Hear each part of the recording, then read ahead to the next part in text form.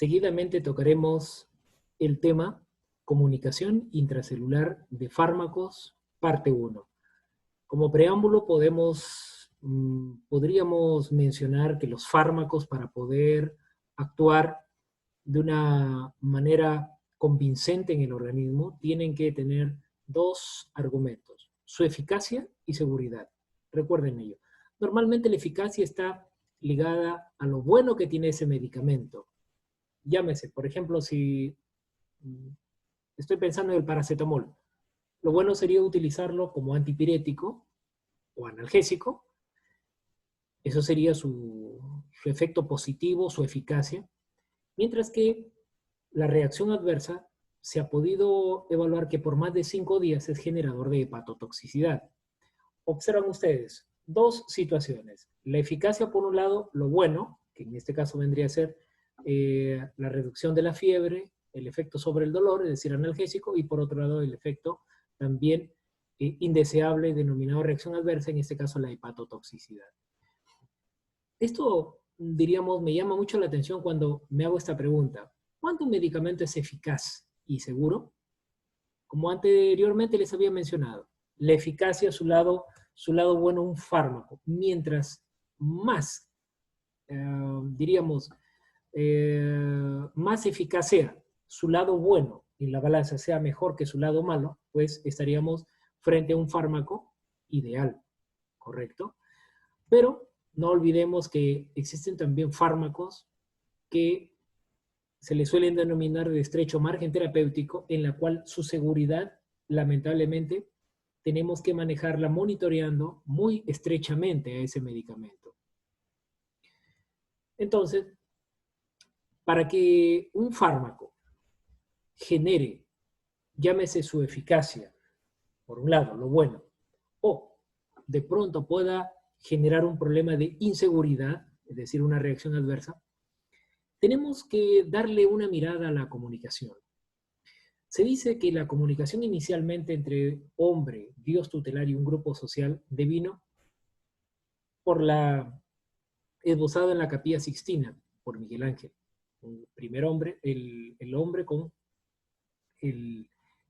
Dios, Adán, con Dios, esa comunicación que hubo. Hay una comunicación ser humano, y si vamos dándole un detalle cada vez más minucioso a esa comunicación, recaemos en una tan conocida situación denominada psiconeuroinmunoendocrinología.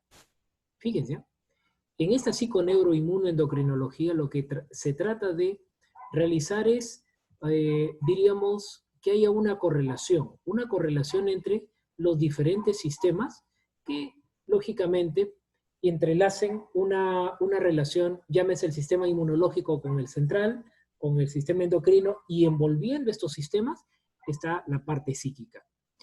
Observemos rápidamente cómo es que esta relación entre los diferentes sistemas nos garantiza tener un estado aparente de salud.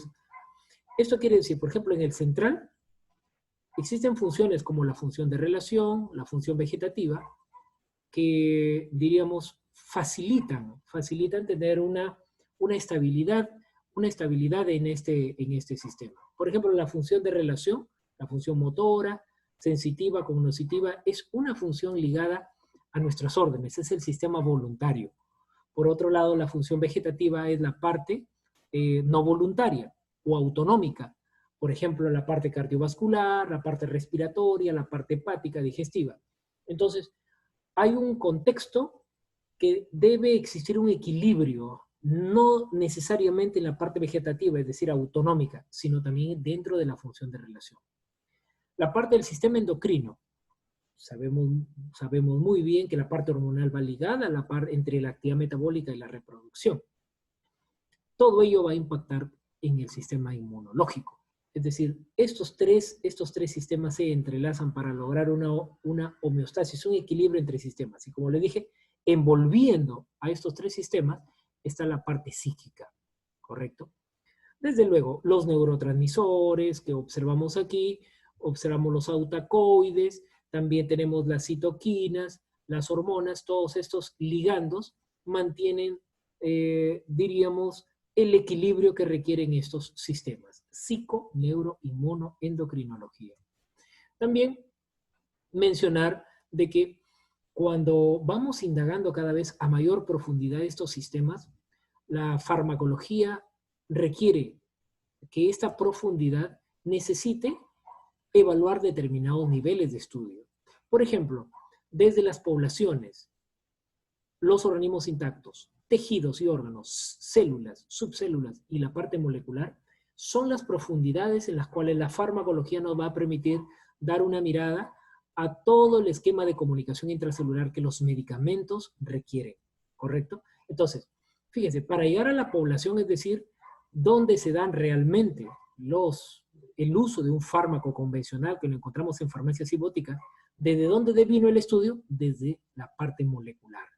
Y ahí la situación que hace, diríamos, necesario los años de estudio que debe tener un medicamento antes de llegar a la población. Imagínense, solamente para poder generar un fármaco para este problema de la pandemia del coronavirus se está requiriendo mucho tiempo. Desde luego, la parte molecular que se estudia en primer lugar en animales de experimentación, luego pasa a las células, subcélulas, en este caso a nivel de ensayos clínicos, y luego pasar cada vez más a los ensayos tipo 1, tipo 2, tipo 3, finalmente hay un gran tiempo de espera hasta lograr que el medicamento, que sea la solución para un problema de salud, lógicamente respalde su buena eficacia y su buena seguridad.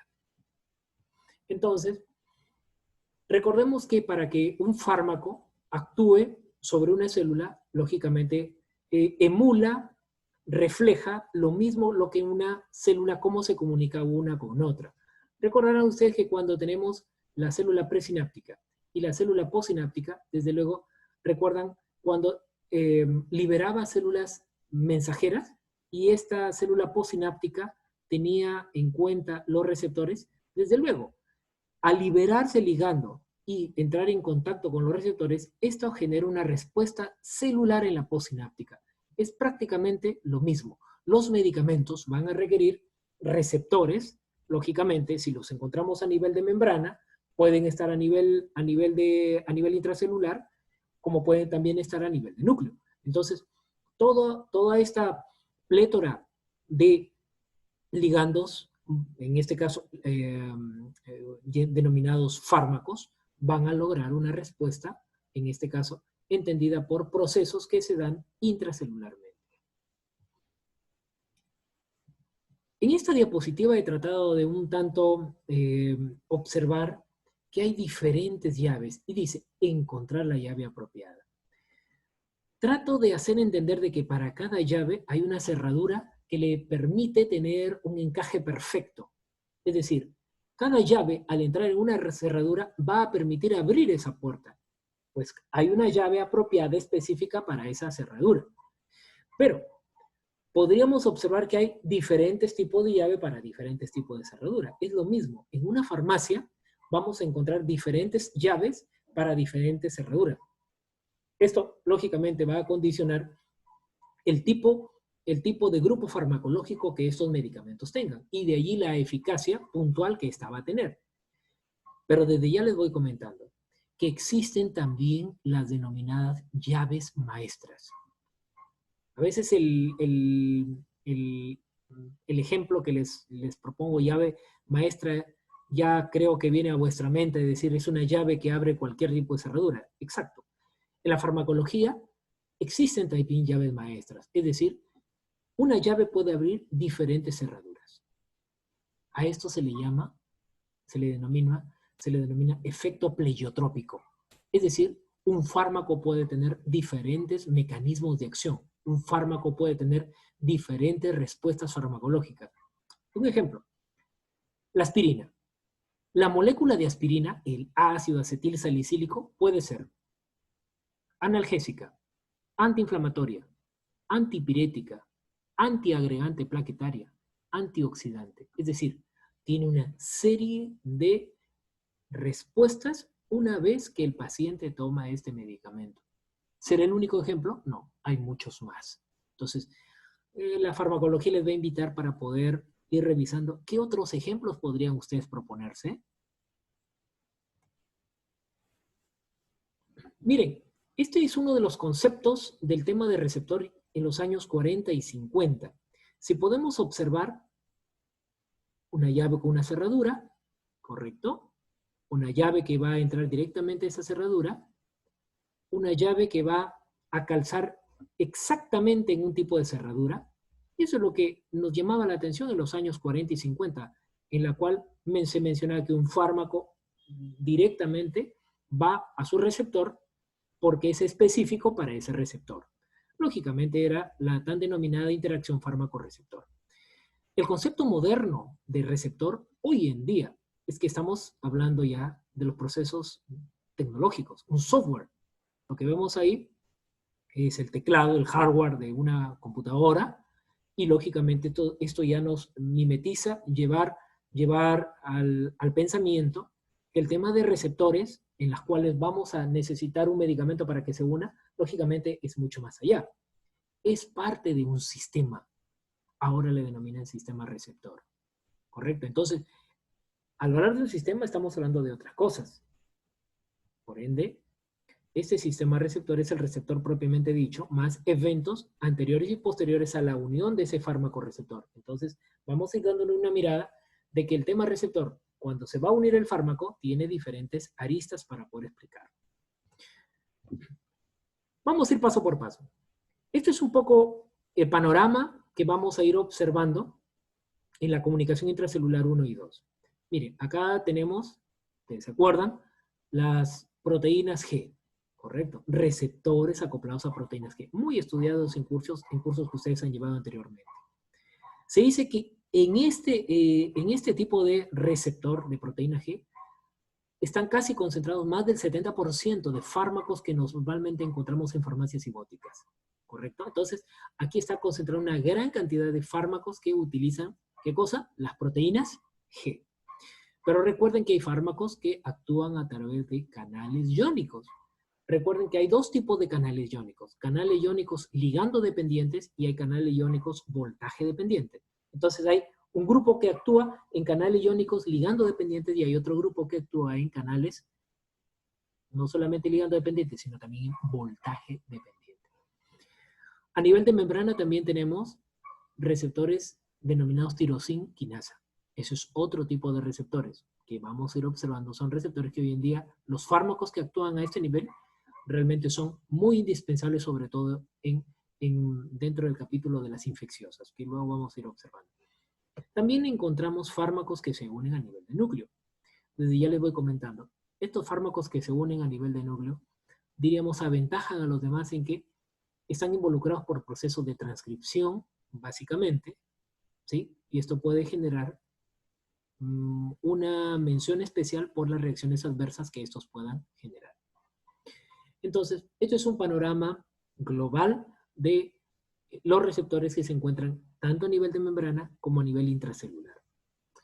Entonces, dándole este enfoque y observando que las proteínas G son las que tienen, o diríamos son las más utilizadas por los medicamentos, podríamos observar que todos los fármacos llegan a generar una respuesta celular. Es lógico. Dijimos entre la eficacia y seguridad. ¿Cuál era lo bueno? La eficacia. Entonces, para generar esa eficacia es necesario generar una respuesta celular. Pero para generar esa respuesta celular, primero tiene que existir una señalización intracelular. Esto va a generar una traducción, una amplificación y luego la respuesta celular adecuada. A modo de ejemplo nada más, digo yo. Por ejemplo, yo necesito administrar a un paciente hipotenso, necesito administrar adrenalina. Recordarán que la adrenalina es un fármaco hipertensor, aumenta la presión arterial. Entonces, ¿qué va a generar esa adrenalina que viene en un frasco ampolla? Una vez que se administra vía endovenosa, lo que va a llegar es a su receptor alfa y beta para generar, una vez que se acopla ese receptor, traducción, amplificación y una respuesta celular. Es decir, sobre la presión arterial va a tener que aumentar la presión arterial. Entonces, entendiendo esos detalles, volvemos acá a hacer esta observación. Los receptores en primer lugar a nivel de membrana. Tenemos nuevamente las proteínas G, los canales iónicos, voltaje y ligando dependiente, y los receptores tirosinquinasa. Muy bien. Una vez que ya tenemos ellos, vamos a darle una mirada rápida, porque estos de ustedes ya lo tienen muy bien internalizado, las proteínas G. Recuerden, las GS, GI, normalmente, ¿qué cosa? Se contraponen. GS, ¿por qué? Stimulation, estimula. Y la I es de la inhibition, es decir, inhibe. Entre estas dos proteínas G se contraponen. Es lógico observar cómo es que trabajan estas proteínas GS o GI. Eso va a depender, desde luego, del tipo de tejido blanco. Porque vamos a tener GS, vamos a tener GI, y ojo, también hay GQ que luego vamos a mostrar. Entonces, los fármacos van a interactuar como agonistas, es decir, van a ocupar ese sitio del mismo ligando endógeno que tenemos en el organismo, como también hay fármacos antagonistas y que van a generar una respuesta bloqueante, en este caso, obedeciendo su labor antagonista. Aquí, por ejemplo, estamos viendo esta GS, recordarán la vía de las GS, GTP, ¿sí? ¿Se acuerdan? Alfa, beta, gamma, que está ahí un trímero aquí, se libera la porción alfa, alfa GTP, una vez que el ligando estimula esta porción GTP, se libera, hay estímulo de la adenilciclasa, convierte el ATP en AMP cíclico, el AMP cíclico genera, en este caso, quinasa tipo A, ¿sí? Es una quinasa tipo A, y finalmente activa proteínas y genera una respuesta celular. Por ejemplo, si yo quiero mirar aquí, siendo GS, digo, entonces si genera una respuesta celular, ¿cómo vamos a observar la acción del ligando inhibitorio? Lógicamente, si viene un ligando inhibitorio, vendrá por acá y, como recordaremos, la proteína G inhibitoria tiene la capacidad de poder bloquear aquella porción alfa GTP que fue liberada de la GS. Es decir, por este lado la GI lo que va a hacer es inhibir a la adenilciclasa, cortando el switch de esa respuesta celular. ¿Algún ejemplo de GS? Fácil, la adrenalina. La adrenalina tiene una acción, por ejemplo, sobre receptores beta 1 y beta 2. Recordaremos, por ejemplo, que el receptor beta 2 es una proteína GS.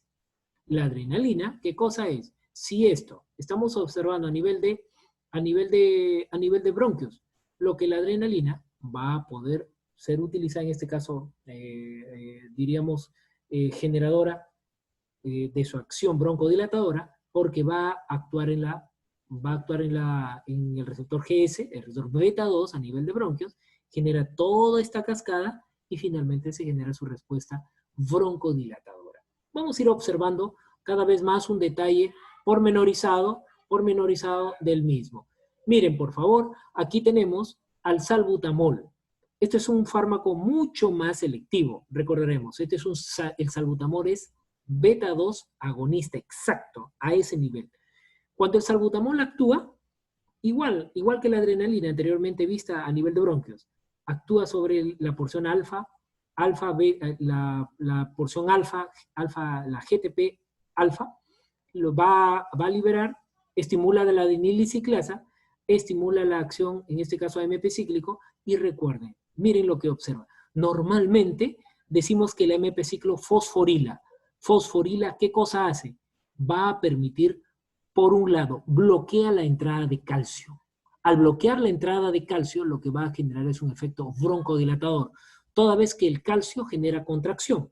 Por eso es que cuando actúa un GS a nivel de beta 2, al bloquear calcio, ya no va a haber esa respuesta broncoconstrictora, sino más bien una respuesta broncodilatadora. Correcto. También hoy en día se ha observado que no solamente bloquea calcio, sino también el AMP cíclico estimula la liberación de potasio. Recuerden, cuando se libera el potasio, la célula se hiperpolariza. Al hiperpolarizarse, estamos hablando de, ¿qué cosa? Un proceso de relajación. ¿A dónde? Si estoy observando a nivel de bronquios, vamos a permitir una broncodilatación. Por ende, estos son los argumentos: proteína GS, el receptor beta, adenilciclasa, el AMP cíclico y finalmente la liberación del calcio. Pero, como hemos observado, el receptor beta 2, al recibir al salbutamol, lo que va a hacer es cerrar el calcio y de esta manera, al ya no entrar, generaría el efecto broncodilatador, sumando también a la liberación de potasio, que también va a generar la relajación. Esta es la proteína GQ que les comentaba. La proteína GQ, si lo podemos enfocar, por ejemplo, ¿cuál es el circuito que normalmente hace? Recordando, la proteína GQ, GTP, alfa, ahora lo que va es actuar sobre la fosfolipasa C. Esta fosfolipasa C libera diacilglicerol, IP3. Este IP3 lo que va a hacer es liberar calcio desde el receptor IP3. ¿Recuerdan? Del retículo endoplásmico. No solamente ello. Este calcio, ahora una vez liberado, va a favorecer la acción de la calciocasmodulina, que finalmente va a activar una proteína y hay una respuesta celular. Si me enfoco en la acetilcolina en el intestino es la que me genera el cólico. Recuerdan, el espasmo. Hay un dolor en el espasmo, ¿correcto? Propiamente dicho. Entonces, la palabrita que aquí en mi diapositiva indica dice antiespasmódico.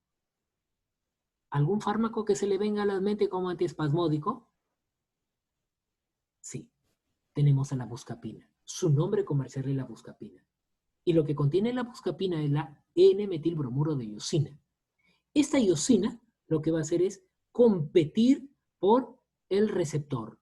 Es decir, estamos hablando del receptor, si este es GQ, su ligando, en este caso endógeno de la acetilcolina, cuando me tomo la buscapina, la iosina, su componente, su contenido, que el componente, el activo que tiene, su principio activo, lo que va a hacer es unirse, en este caso, a este receptor y lo que va a hacer es bloquear toda esta señal. ¿Va a haber calcio liberación? No. ¿Va a haber IP3? No. ¿Va a haber diacilglicerol? Tampoco. ¿Va a haber, por ende, respuesta celular? No. ¿Cuál era la respuesta celular que tenía la acetilcolina? Generar espasmo. Al ser bloqueada, ahora aparece la palabra antiespasmódico. Y es por eso que los antiespasmódicos, cuando alguien tiene el problema del cólico y se toma este fármaco, lógicamente le va a dar el alivio a ese dolor que viene de tipo cólico, ¿correcto? Observando ese detalle, no solamente los muscarínicos encontramos a nivel de intestino. En primer lugar, hay que observar que hay muscarínicos M1, M2, M3, M4, M5. Y casi todos estos muscarínicos están distribuidos en todo el organismo. Hay muscarínicos en cerebro, hay muscarínicos a nivel de saliva, hay muscarínicos también en corazón, hay muscarínicos en intestino, etcétera, etcétera, etcétera. Es decir, hay diferentes muscarínicos. Pero lo que sí deben observar es que algunos son GQ y otros GI. GQ porque facilitan la activación de fosfolipasa C y el calcio. Mientras que hay los GI, los inhibitorios, especialmente el M2 y el M4, ¿correcto? Continuando, observamos que también la proteína GQ encontramos a la acetilcolina y la histamina, específicamente a nivel de músculo liso bronquial. Lógicamente, también la acetilcolina y la histamina, lógicamente por receptores diferentes, la acetilcolina receptor muscarínico y la histamina por los receptores, en este caso, histaminérgicos propiamente dicho, lo que finalmente van a generar es liberar calcio y contraer el bronquio. Por eso es que cuando en un músculo liso bronquial está contraído el bronquio, estamos hablando de un paciente asmático, hay liberación de acetilcolina, como también hay liberación de histamina, ¿correcto? Las proteínas G, habíamos observado, tienen estas tres subunidades, alfa, beta, gamma, ¿correcto? Alfa, beta, gamma. Y este GDP va a pasar a GTP, siempre y cuando el fármaco se tome, ingrese, se produzca liberación, absorción, distribución, metabolismo, excreción, la ADME, llegue a su biofase, a su receptor, y allí, una vez que se una el fármaco a su receptor, este GDP pasará a ser GTP. Y fíjense, este GDP, que es porción alfa, se desprende ahora como GTP alfa para ir a su primer mensajero. Si era GS, ¿se acuerdan? Era adenilciclasa. Y si es GQ, era fosfolipasa C. Si era GS, ese primer mensajero, ¿qué cosa habíamos observado? Luego hay un segundo mensajero, libera MP cíclico. Y en el otro caso, cuando hablábamos de fosfolipasa C, ¿se acuerdan? IP3, diacilglicerol. IP3 iba al nivel del retículo endoplásmico para liberar calcio y esto lógicamente generaba la fosforilación. ¿Correcto? En esta diapositiva quiero que se centren un poquito, ¿sí? Este le llaman el ciclo de las proteínas G y es muy importante. Vamos a darle, en menos de un minuto vamos a observar este rápido recorrido. ¿Por qué me es importante esto? Mire, habíamos hablado alfa, beta, gamma, GDP. Cuando viene el medicamento y se une a este receptor que habíamos dicho, que este alfa GDP pasa a ser alfa GT, GTP, correcto. Aquí ya hay presencia del medicamento que se ha unido a su receptor, ¿correcto? Muy bien. Como alfa GTP, beta gamma, ahora se deslinda beta gamma por un lado y observamos que alfa GTP es el que va directamente al primer mensajero. ¿Cuál era? Si era GS, adenilil ciclasa. Y si era GQ, era fosfolipasa C. Y luego toda la cascada. Muy bien. Fosforilan y todo, y hay la respuesta. Pregunta, ¿en toda la vida por un fármaco, por una dosis que me lo tomé toda la vida va a tener esa respuesta? No. Hay un tiempo que corresponde a la culminación de esa respuesta. ¿De qué depende? Fíjense, escuchen bien. Eso va a depender de qué cosa. Que esta alfa GTP, que es la que está generando la respuesta, luego, ¿qué cosa? Es atacado por una GTPasa. Recuerden bioquímicamente, la GTPasa lo que hace es romper GTP para pasar de GTP a GDP alfa. Recuerden, como GDP alfa ya no fosforila y se termina la respuesta farmacológica por la cual el medicamento fue tomado. ¿Entienden? Como GDP alfa ahora, este GDP alfa va a unirse a beta gamma para volver a su estado inicial. Y terminó la respuesta del medicamento. Yo quiero que analicen este ciclo de las proteínas G. Les dije que más del 70% de los medicamentos tiene esta vía y más de ese 70% de fármacos que existen aquí en este planeta tienen estas características. Al llegar a la proteína G, tienen el efecto, pero ese efecto termina una vez que esta GTPasa vuelve GTP en GDP alfa y normaliza nuevamente la célula. Siempre me he preguntado cuál es el papel de la GTPasa. Usted dirá, bueno, profesor, usted ya lo comentó, determine la respuesta. Pero ¿saben qué cosa? Esta enzima GTPasa lo que hace simplemente es, la célula al recibir el medicamento sabe que es un xenobiótico. Al ser un xenobiótico es una sustancia extraña. Y ella lo que tiene que cortar es, corta GTP para evitar que la célula constantemente se vea atacada por el medicamento. Es un mecanismo de protección. Y los farmacólogos lo utilizamos, ¿para qué? Para que el fármaco que se ha tomado termine su respuesta farmacológica y espere un tiempo para la segunda toma. A pensar y a reflexionar un poquito en lo que les acabo de decir. Siguiente. Entonces las proteínas G son todas iguales, son unidades que tienen subtipos iguales. Fíjense, las proteínas G, podemos hablar de receptores beta, 1, beta 2, beta 3, receptores de dopamina, receptores alfa, receptores muscarínicos, entre otros. Hay muchos y cada uno se regula uno y otro. ¿Correcto? Muchas gracias.